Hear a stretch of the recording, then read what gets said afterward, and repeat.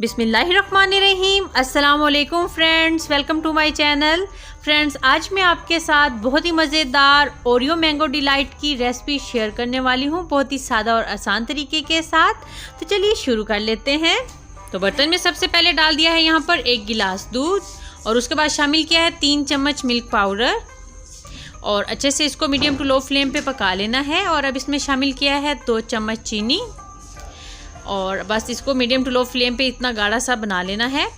यहाँ पर लिए हैं 10 से 12 बिस्किट और अब इनको ये देखिए चॉपर में डाल के फाइन सा इसका पाउडर बना लिया है।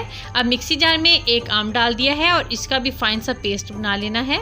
तो ये देखिए ये तैयार हो गया अच्छे से। ये देखिए इसको पेस्ट बना लिया। अब सबसे पहले मैंगो पेस्ट डाल देना है बाउल में।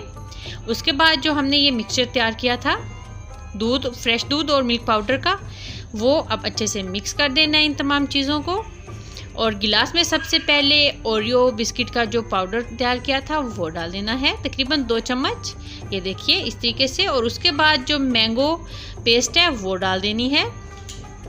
फिर ऊपर से थोड़े से मैंगो को छोटे छोटे पीसीस में काट लिया है वो डाल देना है।